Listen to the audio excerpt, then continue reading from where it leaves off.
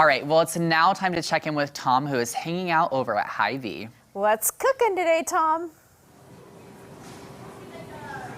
Well, you know, nothing is cooking, but you can cook some of these, I'm sure. Now, I am at the Hy-Vee on Battlefield and Kansas. I have John Blocker, and he is the store manager. And John, you have peaches. Yeah, let's talk about some peaches Yeah, today. let's do that. Yep. These are, first of all, when you come in the door, you smell peaches everywhere. This is good. And these are special. Yes, these are special. So these came from Colorado. These are a Colorado peach.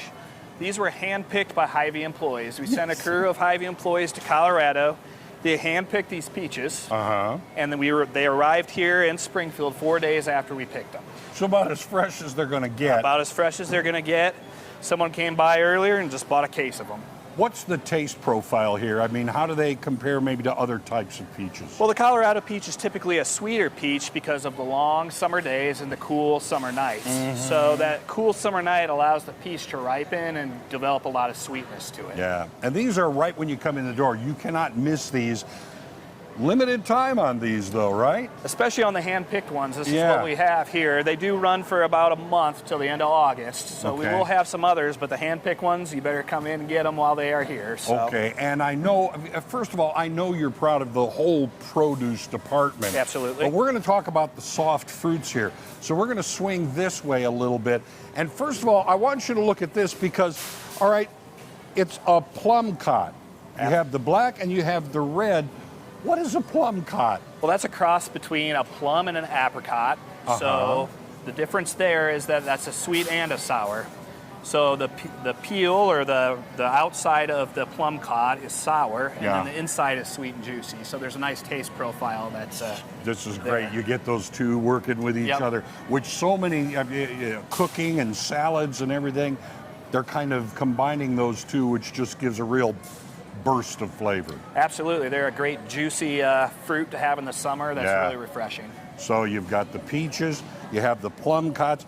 Actually, you have, I mean, okay, when you get into things like nectarines and stuff like that, talk about what a nectarine is in case people aren't quite aware. So a nectarine is pretty much a peach without fuzz. It's that simple. Yep, that's simple.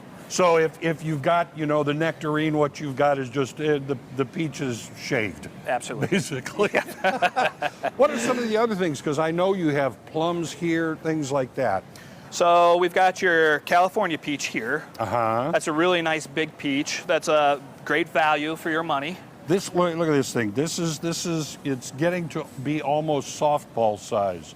That's a lot of peach right there. Right, and that's perfect for canning or making pies and things like that.